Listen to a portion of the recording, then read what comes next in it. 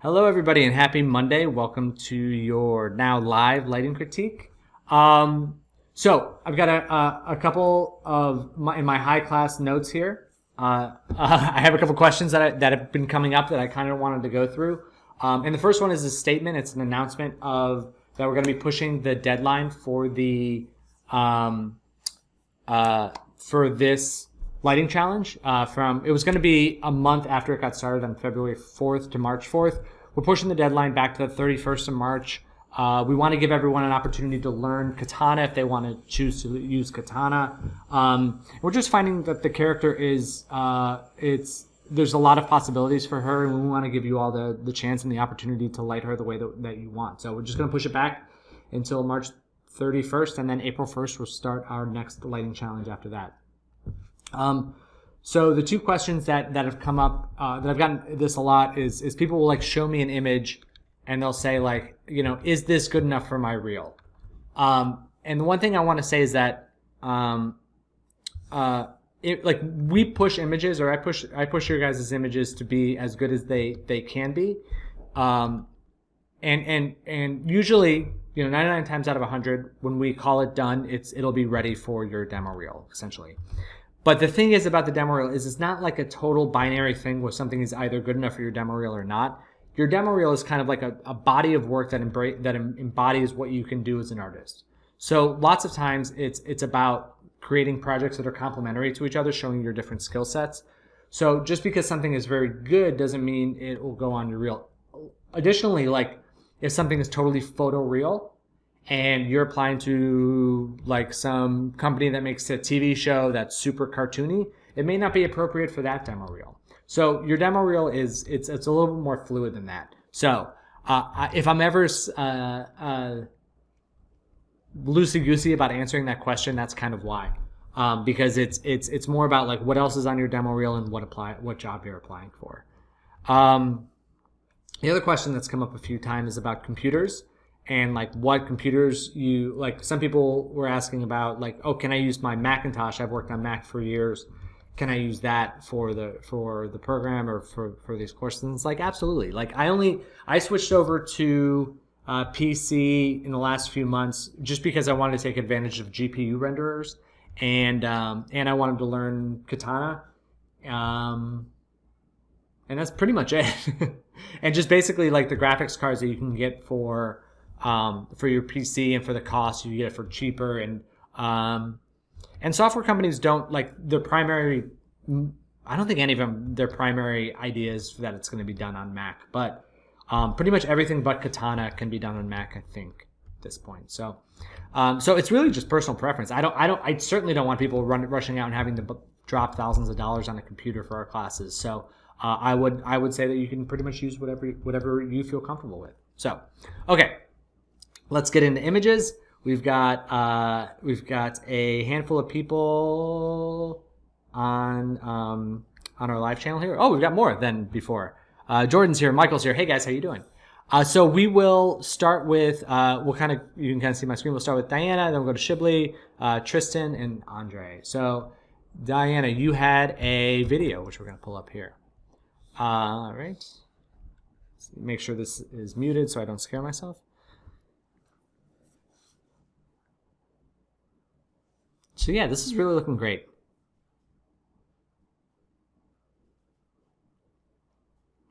Yeah, I mean, other than some quality issues on some things, and that's just because it's a little bit of a lower render, I think I would say that you could probably go ahead and give this final render qualities. I think this is looking great.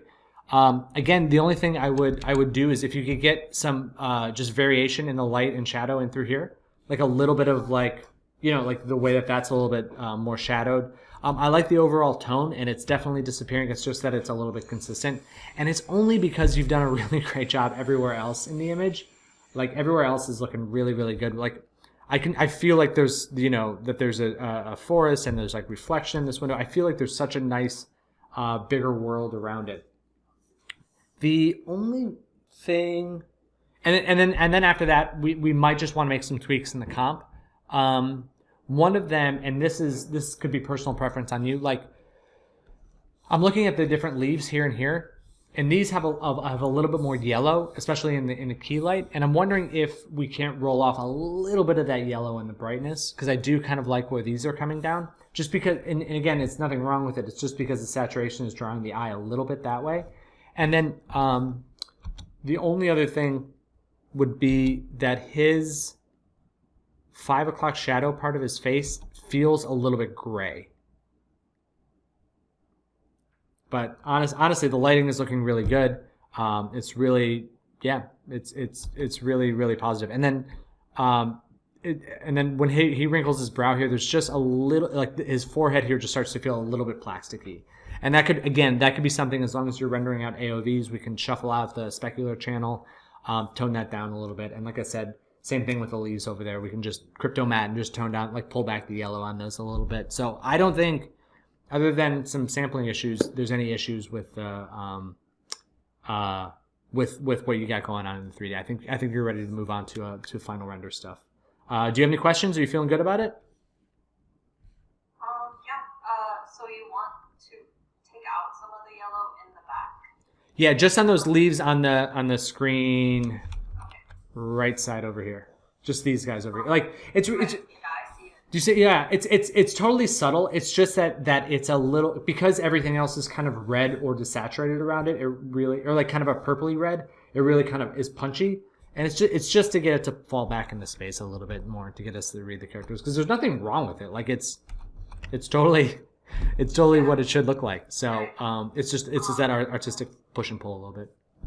Okay, and the 5 o'clock shadow, should it be more dark brown or like blue, or? Yeah, it should be more. It should be more. It should be more like reddish orangey, like the. It's just like looking at up here versus down here. It just like it's pulling out a little bit of blue and purple, and allowing that kind of warmth to come through. It's not. It's a tricky one. It's just that, like in some poses, it just begins to look like his skin has lost some blood, like that. Right there. Oh, I lost it. Like it's really the big one is here at the end, just like this area right in there could just use a little bit more warmth, a little more red, a little more orange. But yeah, okay. Other than, like I said, all this stuff is super duper minor. It's all really, really good. All right, Shibli, you're next up on our list here. So we've got your 2 shots. We've got your poker puss and the little boy and the snail. So this is looking really good.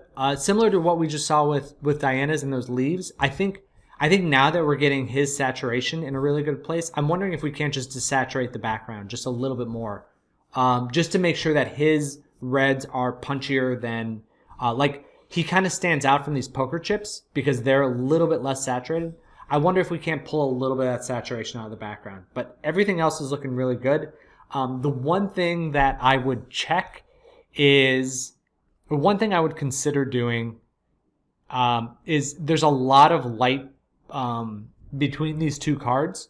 Like because the back of the cards are a little bit brighter, there's the light coming down in there, and then it just gets in here and it just rattles back and forth. It just like, and then it creates a little bit more value in here and a little bit right there. For these cards, what I would do is one of 2 things.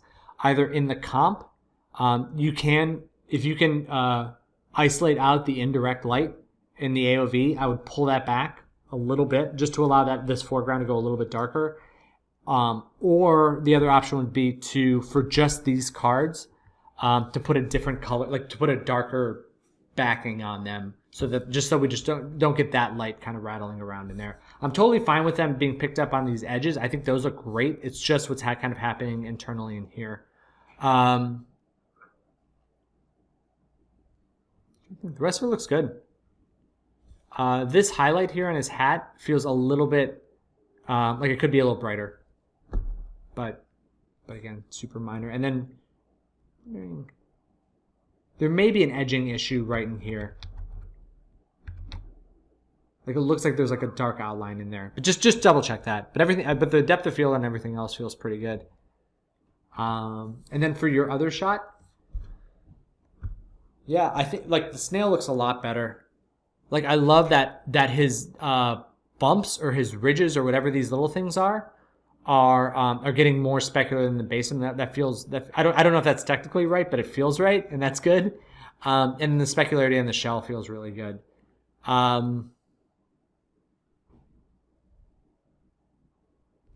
Just one.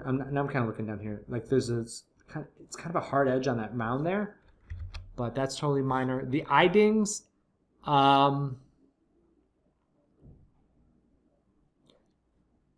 Two things about them. One, I want them to be I want this one to slide over a little bit more to the right, and this one to slide over a little bit more to the left. And then I want them to be a little bit warmer in their color to kind of reflect what's going on in to make it feel like it's this warm light kind of bouncing up on him. And then from there, and this was something I had to do with mine in this as well. The fingernail. I'm wondering if there's not an opportunity to perhaps even like paint in a little bit more detail on that on this fingernail. Maybe this one too. Just because we see it so clearly, like if we can get maybe a little cuticle in there. And again, since this is a still, you could just do it in the 2D frame, like you can do it in post a little bit. Just get a little bit more detail on that. And then I'm wondering too if we should add a little more saturation on his hat. Just because I'm seeing some bright, like some more punchy blues back there. I almost want to see that in his hat and then this color back there. Yeah, and then it's just some Z depth stuff. Just some black edges here and then black edges around the edge there. But this is looking really good. And then watch out for this piece of grass and these up here are a little bit bright, but the rest of them are all coming together really well. How are you feeling about it? Yeah, I feel like I've been working on this for months. Yeah. I feel like it's getting better. I do have a question on the eye things. Should I do the left and the right separately? Mm-hmm. Right now I have like one piece that I've tried to position so it looks right for both eyes. Yeah. But should I do the left eye? Yeah. The question is with the eye-dings on the eyes, should he do them separately or should he try and keep them together? So you're doing, and because right now he's trying to keep them as one thing. You're totally right in doing it that way. But what ends up happening is, even in animation, the eyes get animated in a way that look good for their position kind of in this 2D space. And in 3D space, they don't always align, right? They're not always symmetric. So it makes it almost impossible to put an object in a spot that works for both of them. So what I like to do is I do like to do separate reflections for either one. And again, the good thing about this being a still is that you can literally just take a radial or a roto shape in Nuke or something. That's way too big, but like take out the current existing eye-dings and just put like a little circle here, a little circle there, glow it, blur it, color it the way you want, and then it'll set in really nicely. So you don't have to go the super complex way with just a still image. And it's not the best practice. Like you have to know how to do it the other way for an animation, but it's all about the end product of what you're trying to create. So good job there. All right, Tristan, you are up next, and then we'll go to Andre. So yeah, you've made a lot of progress in this in a very short period of time. This is nice to go against, and I didn't time this up, but somebody said in the comments that the red popping octopus is feeling really strong on both of these, and it's totally true. I love the lighting that's going on him. I mean, it could be like a touch too much saturated, but like that's not like that. But I think like it could be like a little bit pulled back, maybe even a little more than that. So I should lower the exposure? No, I think it's literally just a matter of pulling back on the saturation a touch, either in the shader or in the comp, like I'm doing now. All right. Yeah, because it's such a minor difference that you can I think the lights should stay exactly where they are. I would just pull back the shader of it a little bit, or if you're goosing it in the comp, just pull that back just a touch. But it's really, really, really good. Yeah, but the structure is there. I like this amount of eye reflection in his eye. His eyes are a little goofy, so maybe I think it's working out okay that he doesn't necessarily have a traditional eye-ding, just because his pupils are so small. In this particular lighting scenario, I think that actually works really well. The variation on the cards is really nice. You've definitely got some like you can definitely feel their shaping, even though they're kind of flat objects with a slight bend to them. And then the I'm trying to think. I'm wondering if we shouldn't get like some pink reflections up in the top water too, because I'm just seeing this line coming across, and I don't know if that would get picked up in there too. Like you just see some kind of pink, like the way we see some like little pink ripples there. I'm wondering if we wouldn't also see it over there a little bit.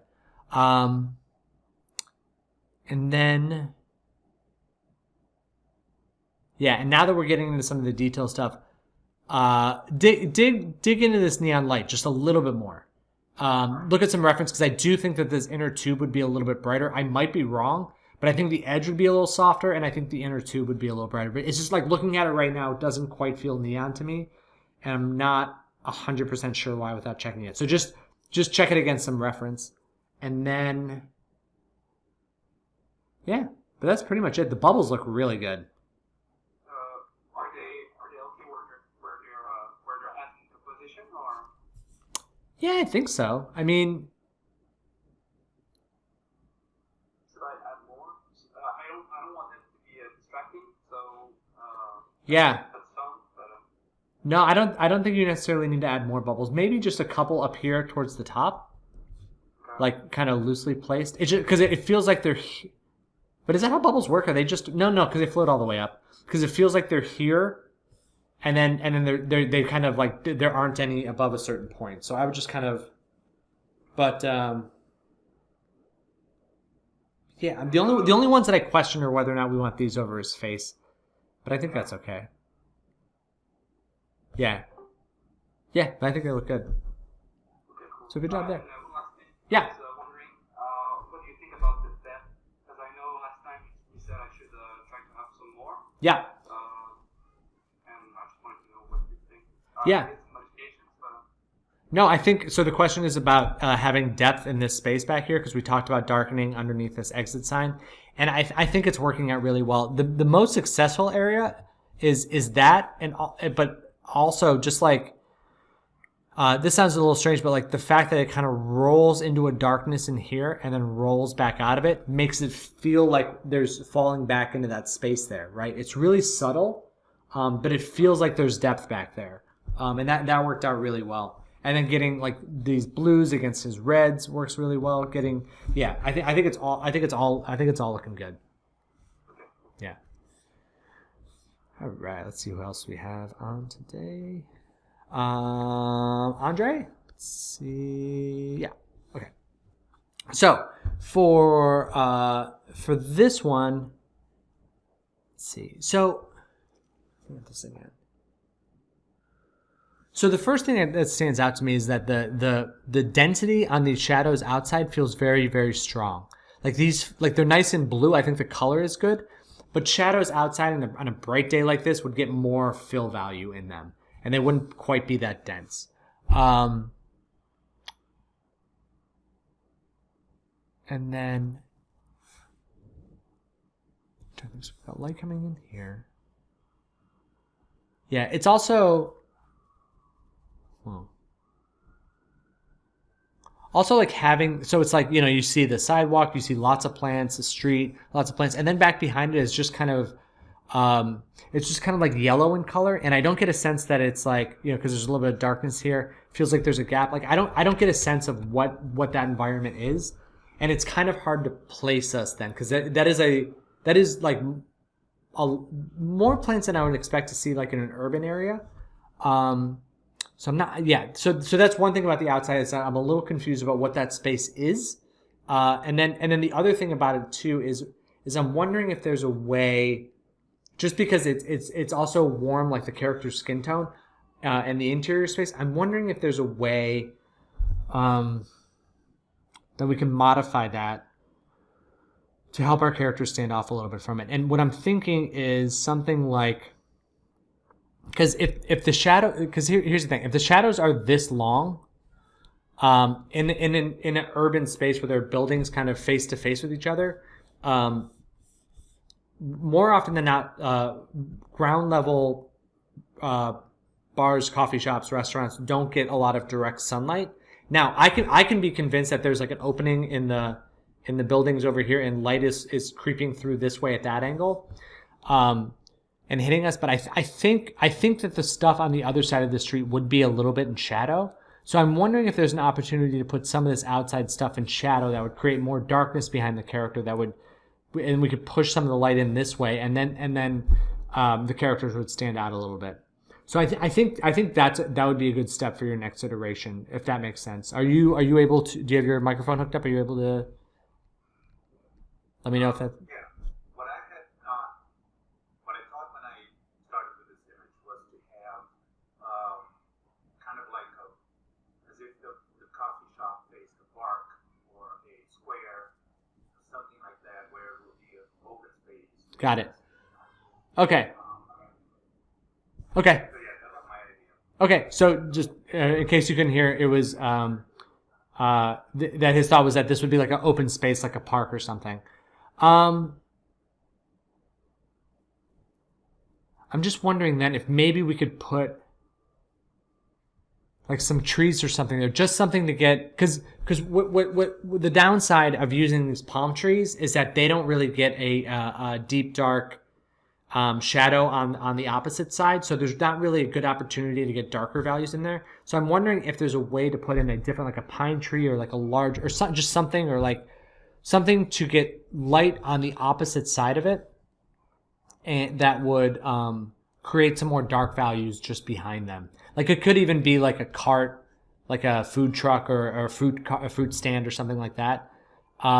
Because and I guess maybe that's the thing with the lighting that's going on outside, is that it's getting very, very filled in, which happens outside. It just might be a little bit too much. Like the pots look pretty good, but like in the plants themselves, like they're not getting a lot of shade on the opposite side. So I think just for the composition of the scene, I think there needs to be something darker out there to work against them. And it doesn't need to be like darkness. It could just be like that there's some just shadow falling back there a little bit. Yeah, I see what you're saying. I'll work on that and try to maybe also expand the what is it behind the trees, so that there's more. Yeah, just feeling that. Yeah, just feeling that world with a little bit more depth would be really good. Because I think everything else is structuring out really well. It's just that there's like a connection break between what's going on outside and what's going on inside. So I just kind of want to get those in balance first, and then we'll go on to the next step. But I think it's good. All right, cool. Let's see. All right, I'll try. Let's see, Jordan. Jordan, did you have anything for today? You just hanging out? Totally fine. All right, Kevin, we've got, and like I said, Jordan and Kay, if I miss something of you guys, please shout at me, and I'll make sure to get it. But then we'll go to Kevin and Perle after that. So let's go to Kevin here. All right, Kevin, so I know you said that you were having some issues with the volumetric light, so I'll just hold off on that for now. In terms of everything else, it's starting like it's coming together. It's looking really good. The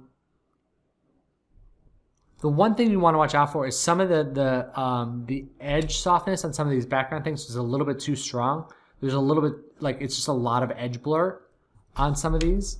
And then the other thing,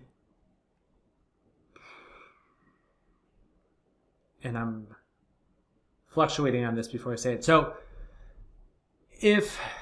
number one, if the white picket fence is getting hit with direct light, it would go a little bit brighter than this. And the other thing is, you know what, I was gonna say same thing with the house, but I think it's actually getting bright enough on the kind of the polka dot, like I'm calling them polka dots, even though that's not what they are. The lighter shapes in the middle there, I think that actually works out okay. It is nice. You're getting some good variation between these lights, and then as you go down here, which is really tough, and it's real subtle.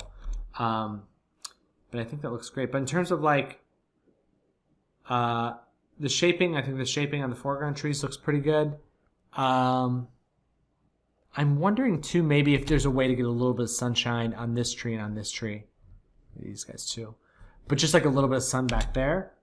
I mean, not much. It doesn't need to be as bright as this one, but just a little bit less. And actually, when I circle it over here, you do kind of see the seam. It looks like a seam right here on this texture. So maybe just rotate that tree 180 degrees, or just not even, like just to the left a little bit, just so that kind of goes away. But yeah, I think this looks good. And that's just those few things. Do you have any questions for me?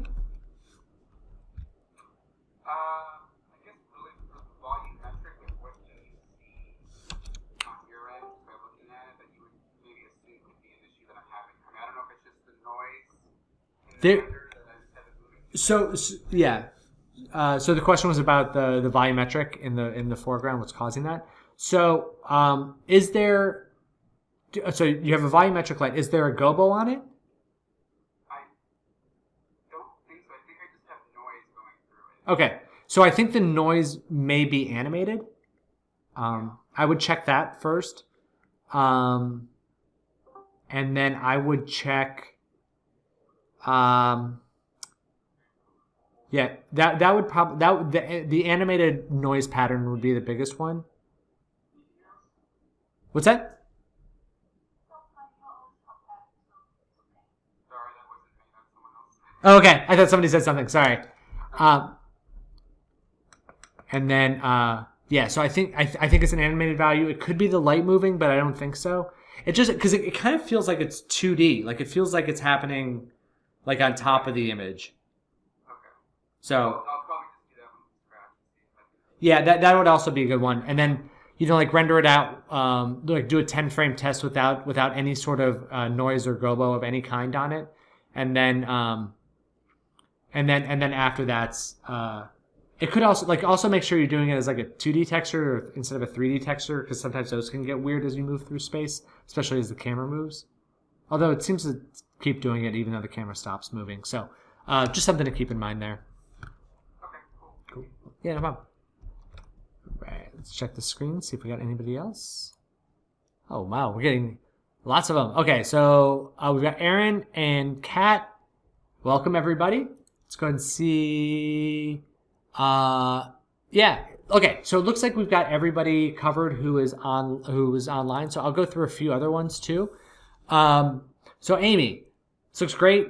I think everything's working out really well. The one area I would still like for you to focus in on a little bit more is just the lantern. It's just there's a couple things.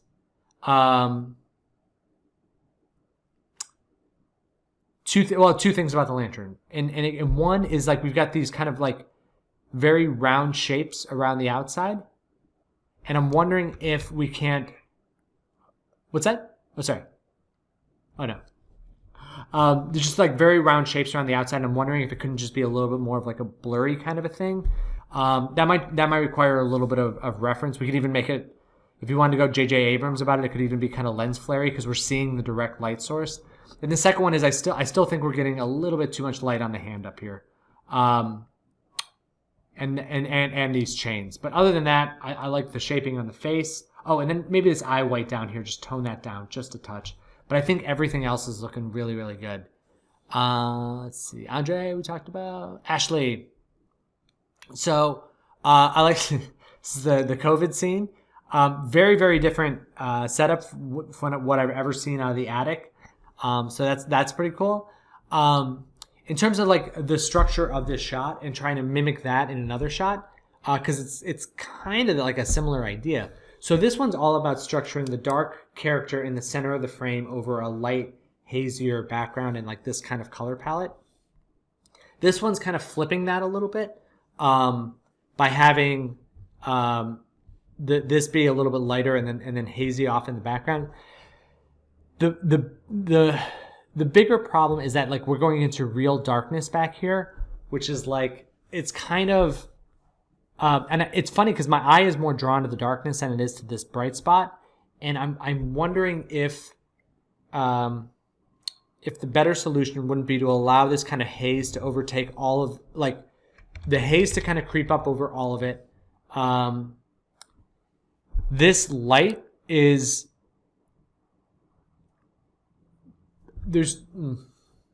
okay, because it feels like in this situation the light would be hitting in front of the character and bouncing up underneath them. But if we're choosing to have it be like back behind, it's almost that we should get like these areas of the character and then this lectern or the desk here to be darker and all of the light to be kind of rim light on them. But it does feel strange because this lamp generally is facing down here and bouncing up. So it's kind of living in the middle there. So from a structural standpoint, I do just think that we need to darken here and get these darker values to pull forward and allow the lighter values to pull back. And then instead of these COVID things, I see them everywhere. I don't know if we have a name for them. The COVID balls, I guess. If they could be like, think of them as these guys, right? And that they're living in this haze, but they themselves are darker creatures, and they're able to get pulled out a little bit off of that haze because of their darkness, not because of their lightness. So it'd be more if you decide to keep this more of like the light on the front of the character versus light behind, that's fine. Whichever one of those two you want to choose, but allow that to be what gets this foreground character, and then allow the rest of it to fall into haze, and then these guys to be into kind of dark silhouetted things. And then you want to kind of close off the room a little bit. Like I would limit the amount of light that kind of hits over here and over here and then over here too, and just kind of keep everything centrally on there. Yeah, I think because like this is such a beautifully structured shot. I think that there's a lot to work with in there. But yeah, I think for the next iteration, the big thing would be to kind of let's like really solidify how we're going to structure this with the light over dark and making sure that we're not drawing the eye into too much dark space back here without much of a payoff. So we got Donika up next. Donika, we've got your 2 images here. So for this one, I think this looks great. I would call this guy done. Yeah, doing my like quick once over on it, but yeah, I think everything looks really good here. I think you can go ahead and call this one done. And if you're happy with it, I would say go ahead and throw it on your reel, and I will make sure to get this on the Hall of Fame. And then for this one, this has come along a real long way, and I think this is looking really good. My first instinct down here was to make sure that there's a contact shadow between this guy and the ground here. I like the way that the rice is starting to feel in here. It's like kind of a like this glowiness on the back is feeling really good. I get these kind of warmer specular highlights on the front. I think we could actually go ahead and cool those off a little bit. I think I like the idea that you were going for because there is some like warmer elements in there. But on this character, I think you can probably just go with a cooler specular highlights. I think that would look better. And then the only other thing that I would do is watch some of these super darks here on the screen left side. Similar to this last shot about getting some haze in the background, you could get some more haze back there if you wanted to. That would just help make the darker shapes in the foreground kind of pull forward a little bit. But in terms of like the amount of contrast, that's a little bit too high down there. It's just feeling a little crunchy. So I would just kind of pull those around in space. For Hannah, got these two. So let's see. Yeah, for this one, I think this can get pulled down a little bit in the saturation as compared to the sky. Just pull back the saturation there. Let's see if we can go ahead and just do that.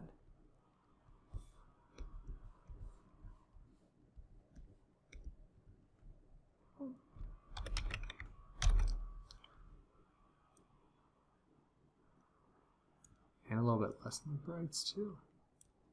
Because I really just kind of want to focus in on this character. And then Yeah, I'm wondering if we can't even push this just a little bit stronger overall.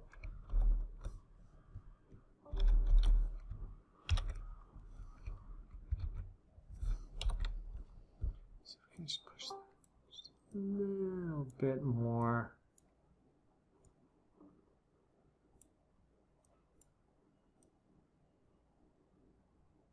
Like in terms of the brightness, I think we can, yeah, I think we can get a little brighter and glowier on the character and in this lamp a little bit. But yeah, I think this one's looking really great. So tone down the saturation on the blues in here and a little bit less in the value, and really kind of push this value in the middle. And then for your other shot, this is looking good, lots of bounce. This is kind of a weird tone in there. So watch out for it, just because like her skin is now looking a little bit blue in there, and I'd still expect it to maintain its warmth.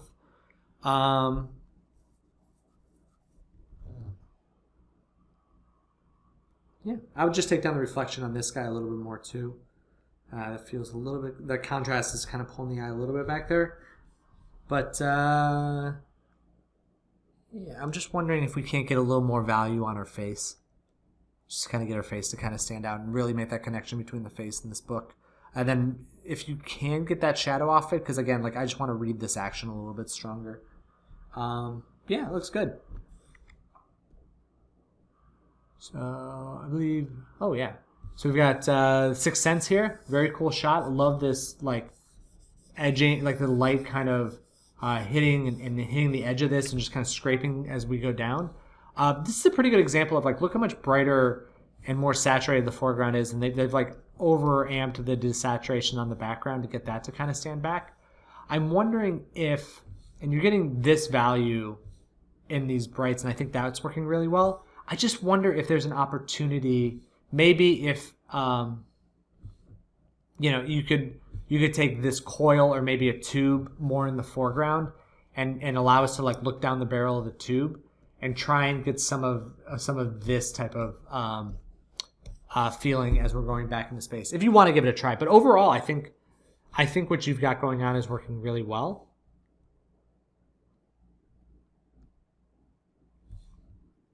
This. I would just soften the edge of this light here. So because it really is just all, it should be all about more about this shadow shape. Because once, like, this looks really good, this looks really good, this looks good. It's just like when we get in here and we're starting to get like a mix-up of shapes. I would just soften that a little bit so we don't see that as much. And then, I guess this is a weird read in here, just because this is getting so dark and then that's kind of like a mid-tone. It feels like a harsh line. So I'm wondering if maybe we couldn't get a little bit more fill light in here to kind of better match this area, because that contrast between those two is kind of pulling my eye over there.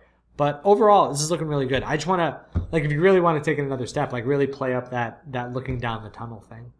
That could be kind of cool. Oh, Pearl. Sorry. Yes, sorry, Pearl. Now I feel guilty. Okay. Getting used to this live thing. Okay, so this is looking really good. I still think there's a little bit too much pink back here.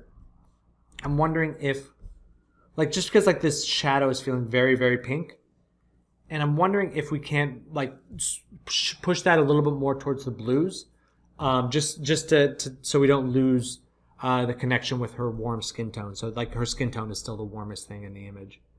But other than that, I like the flowers look great. Her skin looks great. That little bit of brightness in her hair looks really good. The framing elements of these flowers looks really good. You could put a little bit of this stuff back here in shadow too. Just to kind of get us to focus in. But yeah, I think it's all looking really great. This is kind of odd too, that this is like, this almost feels out of focus in her shawl. Yeah, because like her body's totally in focus. Yeah, just check the depth of field on her shawl there. Make sure that's not doing anything goofy. And then this one, yeah, it's another example of you guys all seem to come together on today and really, really nail the color of the octopus. I just think that the visor could get a little brighter now that I'm looking at it. That could just be a little bit of an adjustment in the shader, or you could crypto matte that and just boost it just a little bit in the comp. But that would be about it. So that's everyone for today. Let's go ahead and stop sharing my screen here. Hey, Pearl. How you doing? So I'm so sorry. I got mixed up there, and I thought I got yours already. I apologize. No worries. I had to figure out how to unmute myself. Okay, no, that's totally fine. Let's see. On Discord before. Oh, weird. Okay, yeah. Stop sharing my screen. Okay. Cool. All right, great. Yeah, it's great to see. Oh, hey, Michael. How's it going, buddy? What are you doing? Get back to making that new class. No, I'm just kidding. Okay, you're good. You're good. All right, I don't want to interrupt you. You keep focusing on work.